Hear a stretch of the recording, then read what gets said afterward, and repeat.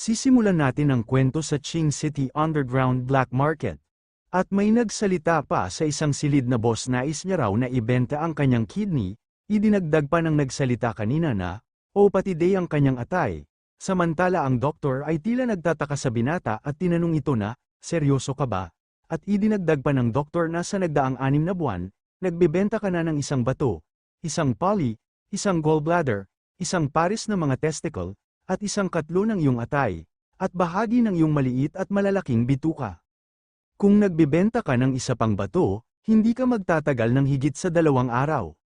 Gayunpaman sumagot naman ang binata na, ayos lang raw yun. Isa pa upang mailigtas ang kanyang ate na may malubhang sakit yun raw ay napaka-worthy.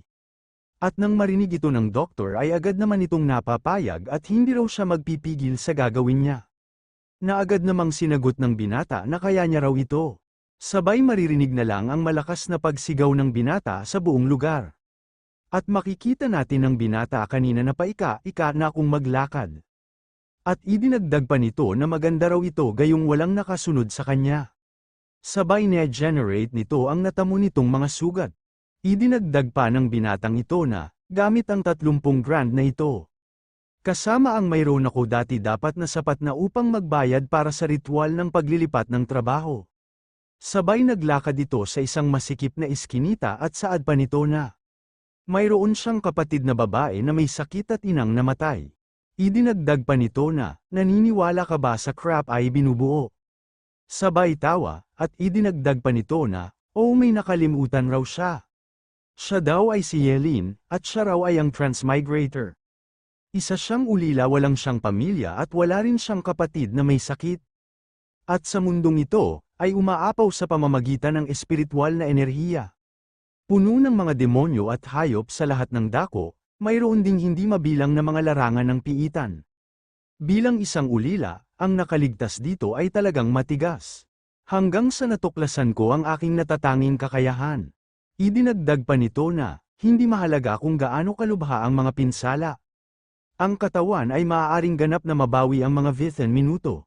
At kahit na ang mga nawawalang mga organo o limbs ay maaaring magbagong muli. Upang makatipid ng 100,000 yuan, para lamang magbayad para sa mamahaling bayad sa pagbabago ng klase.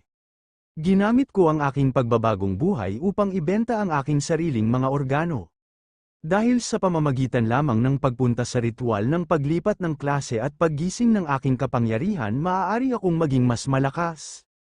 Idinagdag pa nito na, pagkatapos lamang ay maaari akong tumayo ng matatag sa mapanganib na naulila sa mundo at protektahan ang mga pinapahalagahan ko. Idinagdag pa nito na, ngayon raw ay ang araw ng paglilipat ng klase. Guys, nakalimutan kung sabihin na si Yelin ay ang ating bida mismo. Balik na tayo sa kwento, at may nagtanong naman sa bida Yelin. Bakit ba raw ito naririto, at wika naman ng isa ito ay si Yelin. Isang mahirap na mag-aaral at talaga ba raw na na-afford nito ang pag-attend sa pagpapalit ng klase. At nagkukunyaring umiiyak ang bida habang lumapit sa babae. Wika pa nito na, MS, Wang, upang dumalo sa ritual ng paglilipat.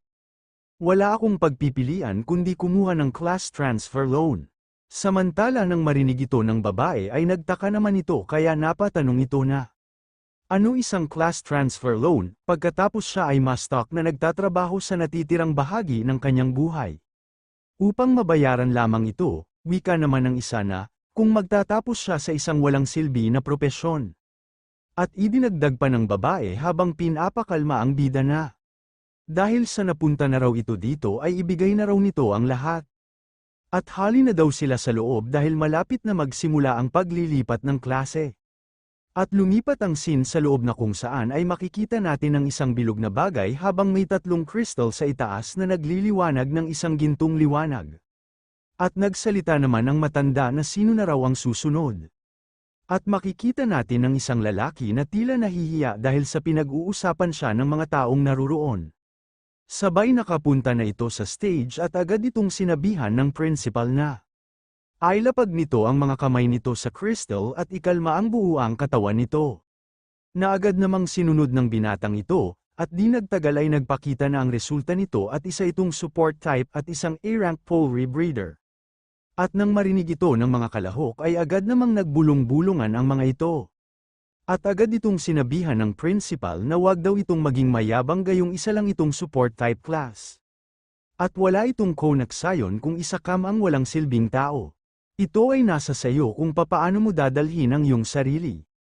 At ang sumunod naman ay isang babae, at nang makita naman ito ng mga taong naroroon ay agad naman nila itong nakilala bilang ang kanilang Zog Nini.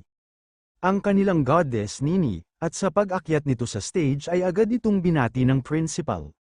Na agad namang pinasalamatan na babae, sabay nagsimula na itong hawakan ang bilog na crystal.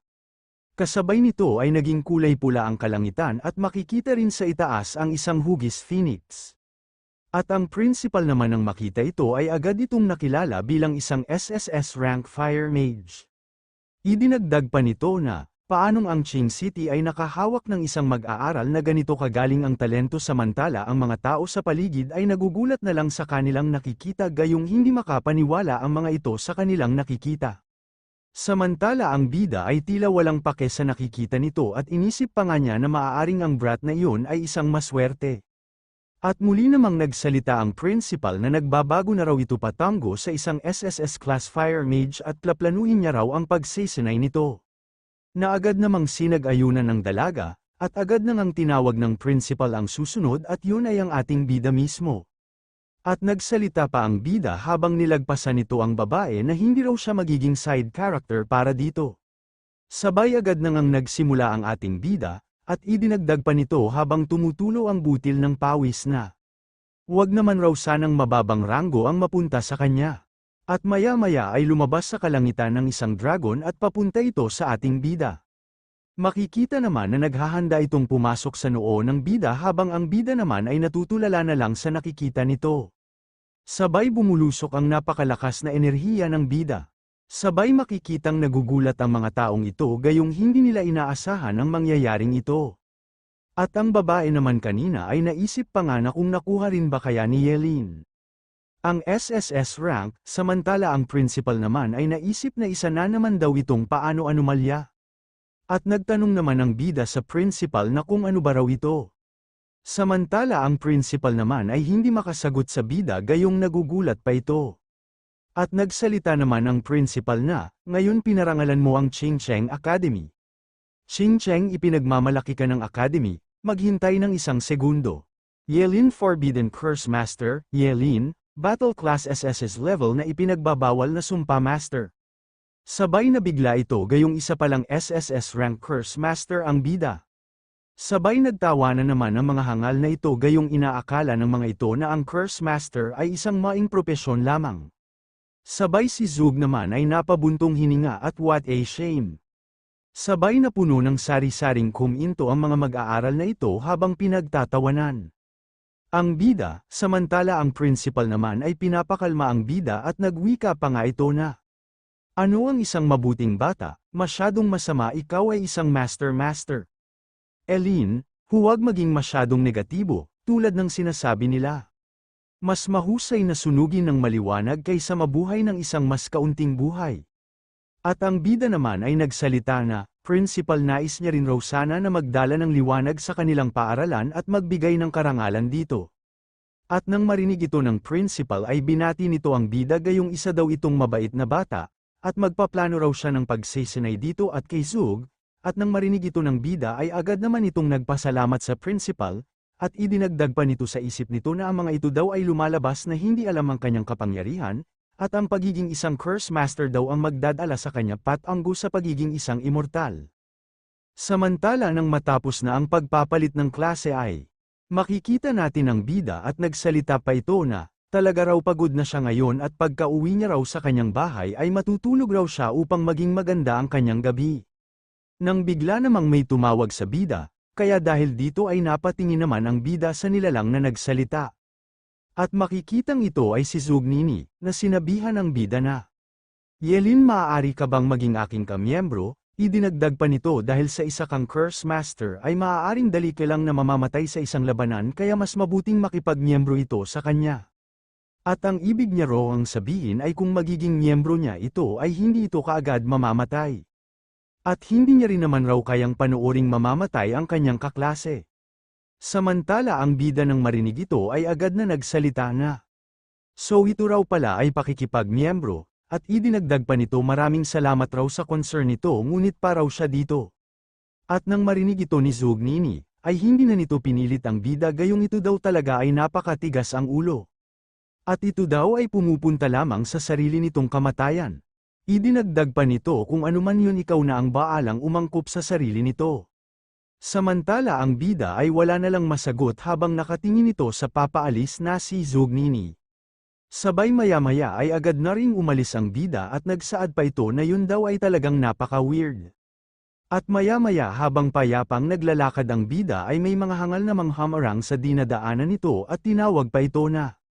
So ito daw pala ang kaklase nilang si Yelin, na isang SSS rank, samantala ang bida nang makita ito ay napaisip na, ang mga kababaihan raw talaga ay napakahirap, ni hindi ba raw naisip ng mga ito na nasa dalawang linya ni Zhou Xiao ang makakapasok sa kanya sa isang problema, sabay nagsalita ang bida na, umalis daw ang mga ito sa kanyang dadaanan gayong uuwi na raw siya, at nang marinig ito ng mga ito ay nagsalita naman ang mga ito na, haha, umuwi ka na? Sa iyong 10 square meter shack, Yelin, ngayon na ikaw ay ranggo ng SSS.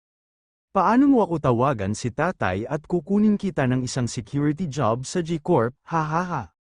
Pagiging isang G-Corp security guard isa pribilehiyo. Lumuhad sa batang Master Gina, idinagdag ang isa na may dilaw na buhok. Nagtatrabaho ka sa G-Corp bukas, sa sandaling mayroon kang pera. Maaari kang bumili ng ilang magagandang insenso para sa pamilya ng iyong patay na ulila. Mastek Gina, sabay makikitang tahimik lang ang bida habang nakatingin ito sa mga ito. At pinakita rin ang mga mata ng bida na nanlilisik habang nakatingin sa mga ito. At nagsalita ang bida habang naghahanda ito upang atakihin ang mga hangal na. Pinilit raw siya ng mga ito upang gawin ang bagay na ito. Samantala ang mga hangal na ito ay natatakot naman sa bida. At idinagdag pa ng bida na, huwag daw magsalita ang mga ito na para bang alam ang lahat sa kanya. Sabay tumama nga ang pag-atake ng bida sa gitna ng mga hangal habang ang iba naman ay tumilapon ang mga ito sa di kalayuan. At tinawag ng mga ito ang bida na baliw gayong ginamit raw nito sa kanila ang forbidden curse, sabay nagsalita ulit ang bida na lumapit raw sa kanya ang mga ito, sabay makikitang nagsigtakbuhan ang mga hangal dala na rin siguro sa sobrang takot sa bida. Samantala ang bida nang makita ito ay tinawag niya ang mga na isang malaking basura gayong tumakbo ang mga ito nang sa isang galaw niya lang, at lumipat ang scene kay Zugnini, na nagsasabing, tanga. Pagdudulot ng ilang mga pang-iinsulto at handa nang itapon ang iyong buhay Yelin. Hindi ka man karapat dapat na tumayo sa tabi ko, kahit na ang isang tulad nito ay hindi isang gumagamit ng sumpa. Hindi sila lalayo. At balik sa bida na kung saan ay naka-rating na ito sa bahay nito habang makikita natin ang lumang bahay ng bida. At nagsalita pa ang bida na sa wakas raw ay nakauwi na siya. At sinabi ng bayani habang tinitingnan ang window ng kanyang system. Ang pagsakripisyo ng isang puso ay maaaring magpatawag ng pagkawasak ng lilang kidlat. Na nagsasakripisyo ng isang piraso ng duodenum na tumawag ng isang regular na bolt ng kidlat. Na nagsasakripisyo ng isang pantog na tinawag ni Yin Thunder mula sa mga tubig sa libing. Kung iyon ang kaso, hindi ba ako mamamatay na ipatawag ang pinakamalakas na kaguluhan na kulog ng Diyos? At idinagdag ng bayani habang siya ay nakahiga na ag. Umiikot ang ulo ko, hindi maganda ang mga epekto ng pagbawi ng katawan ay sumipa. Sabay sabi na nakakapagod raw talaga ang araw na ito. Sabay lumipat ang panel sa hangal kanina na kinakausap ang ama nito na. Dad ipaghigantay raw siya nito at mag-utos daw ito ng tao upang patayin ang bida. At sumagot naman ang ama nito na, nakalimutan na raw ba nito ang sinabi niya rito. At idinagdag ng kanyang ama na, ang isang tao na lumalabas gamit ang mga ipinagbabawal na spells dahil lamang sa ilang mga pang-iinsulto ay malinaw na hindi matatag sa emosyon. Ang pagpatay sa isang gumagamit ng SSS rango na sumpa ay napakapeligro. At walang pakinabang dito para sa amin, dagdag pa nito na. Lindio, alamin na gamitin ang iyong pinakadakilang kalamangan upang ma-target ang pinakamahina na lugar ng kaaway. Huwag kalimutan, siya ay mula sa isang hindi magandang background. At kung ano ang pinakamaraming pera ng G ay ang pera. At kinabukasan sa Ching Cheng Academy, At makikita mo ang dalawang ito na pinag-uusapan ang tungkol sa bida habang ang bida ay umuusbong pa rin. Kaya't siya, lumipat sa Sampay nang gumagamit at nagturo kahit na aralin sa Jiling Yua.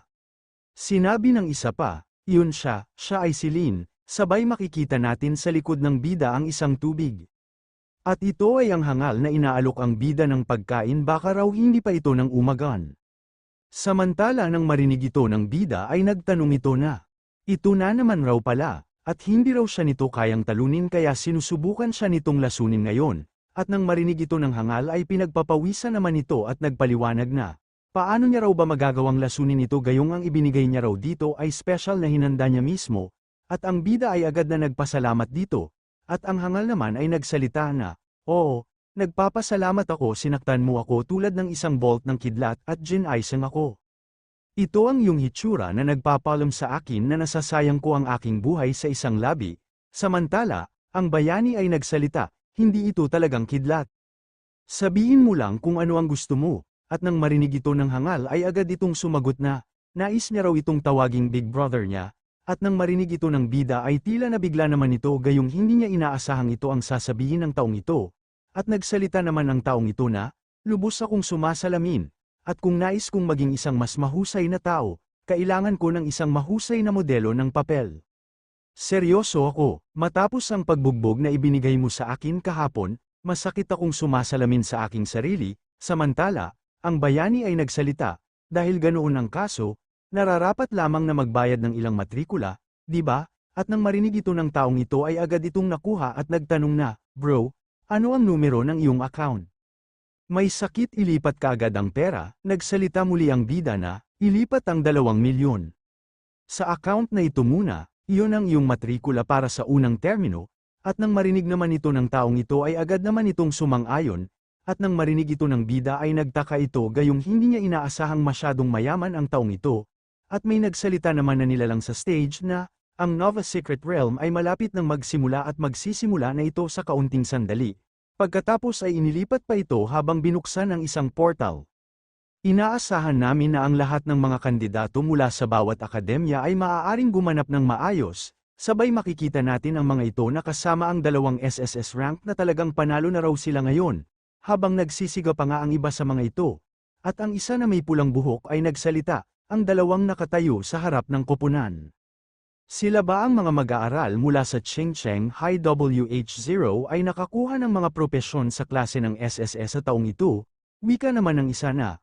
Kung titignan ang mga ito ay talagang napaka-extraordinary, ang punong guro pagkatapos ay nagsalita, arg nakakainis. Sinabi ko na sa kanila na pinapanatili ito ng mababang susi, ang pagkuha lamang ng isang SSS class na trabaho ay sapat na. Ang mga batang ito talaga, hindi alam kung paano kumilos, 2 sa kanila ang nagtapos sa mga trabaho sa klase ng SSS na sabay-sabay, hindi ba ito nakakainis? Ganap na nakakainis, hahaha. At sabay nagtaka ito gayong ang mga kasama niya raw kanina ay maraming sinasabi na kung ano-ano ngunit bakit ba daw nanahimik ang mga ito ngayon. Habang binabanggit nito ang mga bagay na iyon ay makikita natin na naiinis sa kanya ang mga kasama nito. At makikitang umalis na lang ang mga ito, at habang may masasamang komento sa principal. Sabay tinawag nga ng principal ang mga examiner na naruroon gayong pumasok na raw ang mga ito sa portal. Sabay tinawag ni Zugnini ang bida na, Yelin, hindi pa daw huli para dito upang makipag-miyembro sa kanya. Ngunit sumagot naman ang bida na hindi na raw yun kailangan, at nang marinig ito ni Zugnini, ay tinawag nitong isang arrogant ang bida, at idinagdag pa nito since ito daw ang gusto nito ay hindi niya na raw ito pipilitin pa at pakikialaman, sabay makikitang agad na pumasok sa portal ang bida upang simulan na niya ang kanyang pagsusulit, at di nagtagal ay nakapasok na ito sa napakabilis na bilis. Ang bayani ay nagsalita din sa parehong oras bakit ako lang ang nasa paligid?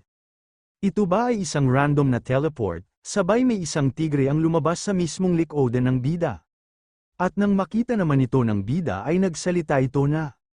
Oh, turn out isa lamang itong munting pusa, sabay idinagdag pa nito habang naghahanda ng teknik na. Perfect timing daw ito upang subukan ang kanyang forbidden spell. Sabay agad niya na itong inatake at dahil dito ay napatay niya ito. Isa itong level 1 leopard cat at ang nakuha na puntos ng bida ay 10 EXP points.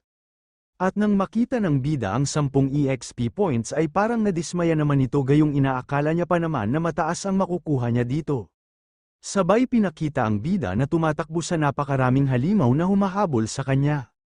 At nagsalita pa ito na, ang wave raw na ito ay nagbibigay sa kanya ng malaking experience points. Sabay makikitang huminto ang bida, habang may dinudukot ito sa bulsa nito. Sabay tumingin sa mga halimaw at nagwika na, susubukan niya raw sa mga ito ang bago niyang nakuha na isang Forbidden Curse technique, saba nagkaroon ng malakas na pagsabog sa likod ng bida at ito ay ang Forbidden Curse Destructive Surge. Sabay makikita natin ang pagsabog na ito na napakalakas na umabot pa sa puntong kitang-kita ito sa buong kagubatan, at ang bayani ay nagsalita muli, tulad ng isang nakakatakot na ipinagbabawal na sumpa. Ang lakas, liksi, at espiritu lahat ay nagdaragdag ng 2 beses. Na may nasusunog na muling pagkakatawang tao na aktibo, kahit na ang isang antas na 10 halimaw marahil ay hindi makatiis sa aking buong lakas na nagtatapos sa mundo. Diba, sabay makikita nating pinagtatagpas ng bida ang mga halimaw na humaharang sa kanyang dinadaanan, at gamit lamang ang paghawi ng kanyang kamao ay naduraj ang mga sari-saring halimaw. Sabay makikita naman ang resulta ng ginawa ng ating bida na tila ba naging isa siyang matanda, nagsalita pa ang bayani. Kung hindi ko nais na ibunyag ang aking undying body, pagkatapos ay dapat kong ihinto ang paggamit ng Burning Reincarnation na ipinagbabawal na sumpa pagkatapos ng halos 1 minuto sa karamihan. Sabay makikita natin ang bumalik sa dati ang balat ng bida at tinawag niya ito na Ignore Vitality Preservation, sabay tinutol nito ang kanyang braso na tila ba ito ay nagsasakripisyo. Sabay gumawa ito ng isang formation sa lupa gamit ang isang kamay nito. Sabay nagkaroon ng malakas na kulog at makikita natin ang isang ipo na babalutan ng isang kidlat at tinatawag itong Forbidden Curse World-Ending Furry. Sabay tinamaan ang mga halimaw at naging abo ang mga ito at makakuha ng maraming EXP points ang ating bida. Samantala binati ang ating bida dahil sa ito daw ay nag-level up. Ang bida naman ay manghang-mangha dito dahil nasa level 3 na daw siya sabay tawa. Kasabay nito, nagsalita muli ang system, ding binabati kita. Natutunan mo ang isang bagong Forbidden Curse, Hellfire Scourge the Sky. Patatumpok ng mga halimaw na abo ay makikita natin ang postura ng isang babae. At ito nga ay si Zugnini, at tila hindi ito makapaniwala gayong napakarami daw ng mga halimaw na nagkalat dito na naging abo na lang ano ba daw kaya ang nangyayari sa mundong ito. At nakilala nito ang isang apoy na tinatawag na Hellfire, bukod dito nagsalita pa ito na mayroon pa raw palang Fire Mage type sa Qingcheng City bukod sa kanya, at paano ba daw nag-e-excess pa ang ganitong klase ng apoy, sabay may nakita naman ito na isang usok kaya napatingin naman ito doon. At ito ay nagsalita na parang ito ay sanhi ng isang tao. Ang alon ng elemento ng sunog na ito, ay maaaring maging kasing lakas ng minahan.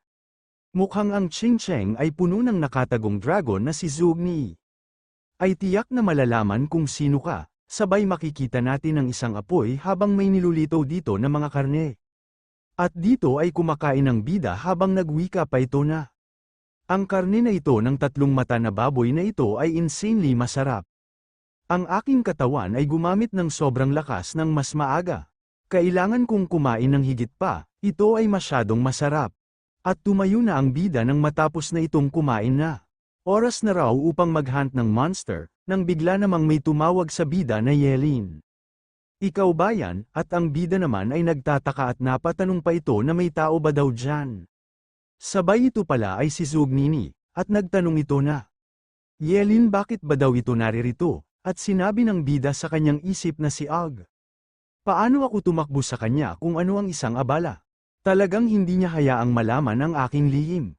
Ang ginagawa niya raw dito ay kumakain lamang, at nang marinig naman ito ni Zugnini ay nagsalita ito na, Sinabi ko na sa iyo, ang ipinagbabawal na klase ng spellcaster ay ganap na hindi angkop para sa solo na pagiling. Sinabi pa ni Zug, huli na para sa mga panghihinayang ngayon. Na sumusunod sa akin ay hindi makakatulong, wala akong oras upang makipagtulungan sa iyo ngayon. Nakuha ko ang mga bagay na dapat gawin, ihinto ang pagtag. At ang bida naman ay tila naiinis na sa babaeng ito. Samantala, ang bayani ay nagsalita sa kanyang isipan. Anong uri ng loika ang iyon, ang babaeng ito ay nawawala ng ilang mga selula ng utak. Ang babaeng ito ay nagsalita muli, nakakita ka ba ng sinumang dumaan dito o tama? Hilingin ko sa iyo na ang taong yun ay napakalakas. Napakabihasa sa pagmamanipula ng elemento ng sunog.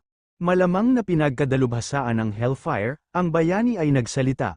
Oo, nakita ko siya, siya ay isang napakagwapong tao. Nagpunta siya sa ganoong paraan ay hindi maaaring hayaan ang Hellfire na ito. Pipi ang babaeng kumapit sa akin, mukhang hindi ko magagamit ang spell ng Hellfire na pasulong. Ang babaeng ito ay nagsalita muli, kung hindi man ay talagang mahuli ko ang wielder ng Hellfire. Nayelin, lahat ito ay kasalanan niya, nang bigla naman itong may napansin gayong biglang dumilim ang kanyang harapan.